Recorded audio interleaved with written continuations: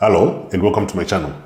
Imagine you're a project manager, or probably you're even a team manager in a project environment, and you're asking yourself, how are you supposed to manage a phase in a project? How are you supposed to manage a stage in a project?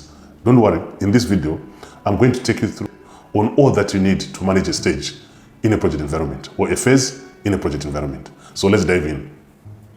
Hello and welcome to my channel. My name is Oscar Mbira. I'm a certified program and project manager. This is the channel which I use to help aspiring and also practicing project managers to succeed. So in this video, I'm going to take you through step by step on all that you need for you to manage a stage in a project environment or a phase in a project environment. So let's dive in. So the first point is, it is the responsibility of the project manager to manage a stage. Get it very correct. I've seen some other project managers trying to delegate to either project administrator or the project support team or to someone else within the project. Don't do that.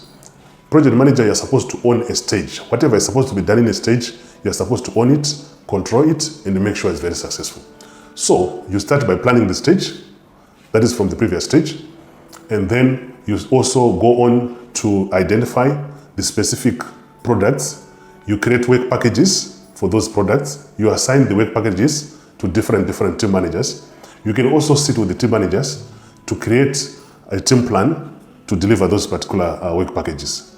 Then you also need to follow up in terms of progress on how the team is doing in terms of the deadlines or in terms of the timelines and the costs.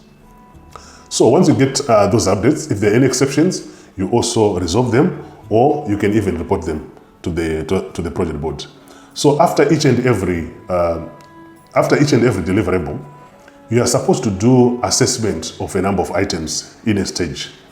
One of them is to assess your tolerance. Your tolerance is just how far are you allowed, or how far have you been approved beyond a certain figure or a certain boundary. I'll give you a good example. You can be given that your maximum spend for this particular stage is, say for example, 100,000. But the change board or the project board might say, you can even go as far as 10,000, but at any given moment, you only need to spend 2,000 before you get approval. So you have a tolerance. Or you might be given as an example, your stage is supposed to take, say for example, 8 weeks. However, they are also acceptable if you can go up to 9 weeks. So you have a tolerance of one more week. So after each and every stage as a project manager, you need to revisit your tolerance to make sure that you are still within your tolerance and you don't need additional approval. Then the second part of it, you also need to be checking the business case. When you're managing a stage, you need to check the business case. I'll give you a good example. Assuming you are running a project or implementing a project to produce a certain product which you want to sell in the market. Then you have 5 stages. In stage number 3, you receive information that your competitor, probably due to new technology or due to some efficient processes in the competitor environment, they were able to already produce the product, it's already in the market and selling. So at this point in the stage, you want to visit the business case. Do you still have to continue with the product, or you have to stop the project? In some cases, a decision can be made either at board level or even at corporate management level to say, stop the project, there's no benefit for us to do this. In some cases, they might say, let's continue with the project, produce our product, then we strategize on how to market or how to get a good market position based on that product. So you need also to be checking the business case when you're managing a stage environment. You also need to check the quality methods. For example, there are mainly two ways of quality checking or quality method. There's one which is called the in-process quality check, which means you check them as they go. And also there's something called the appraisal, which means you wait for the product to be produced and then you check the quality. If you want to understand more about quality management in a project environment, I have a video on quality management. You can also check it on my channel, and then you can appreciate how do you do quality management in a project environment. So after checking your business case, you check your quality. You can also even check the benefits.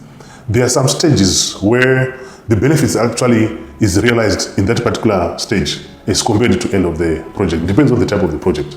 So you also need to look at the benefits review. Are you going to be seeing some benefits which you can either push straight away to the corporate, or you can start using it as a benefit or not? So you also need to do that particular review in a project environment. Of course, the risk, we have spoken about it. The issues, we have also spoken about it. Then the lessons learned. Every stage you always learn something, I can tell you.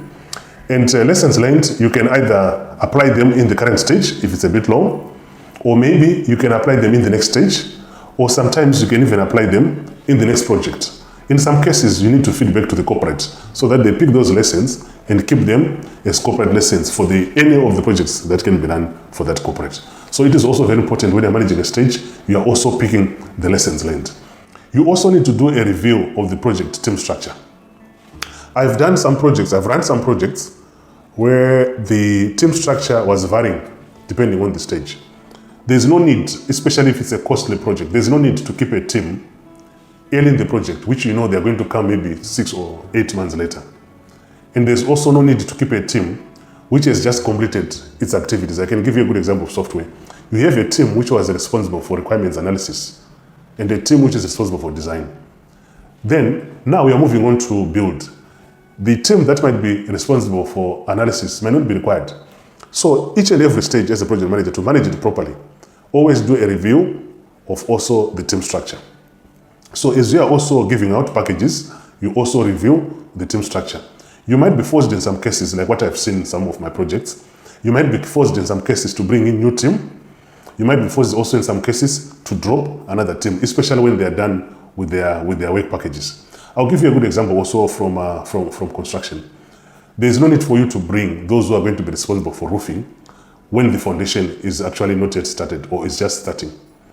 And also, if it was a different team which was creating the foundation, there is no need to keep that team again when you're painting the building, as an example. So those are some of the simple examples just to clarify on why you should revisit the teams in a project environment and for each and every phase and for each and every stage. That is very important for a manager to know. Team structure is always dynamic. It depends on the need, it depends on the stage and the phase of the project.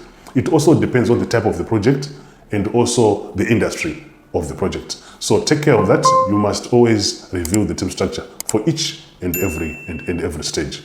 So after checking quality, risky, business case, lessons learned, one of the expected activities for you to control a stage or for you to manage a stage as a project manager is towards the end of a stage, whether it's through by exception, remember we discussed that exceptions, or through by natural ending, you have to plan the next stage. So you also need to put that as part of your process of managing a stage. You want to plan the next stage. So which means you might want to look at what products were initially planned for this phase, which ones were completed, which ones were pending. Do you have to carry over the pending ones to the next stage, or you have to extend this stage for you to complete the pending ones? And then when you're planning for the next one, you also need to consider that, do I have to carry over any specific deliverables? Do I have to plan for them? And so on and so forth. If there are also some lessons learned, you also want to incorporate them in the next phase, for example.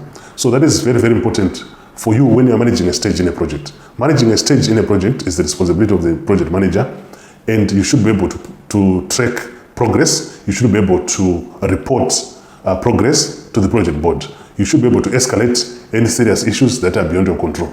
You should be able to create also an exception plan and an exception report if there is anything that is going to affect the approved tolerances that you have in that particular stage or phase of the project. That is very important.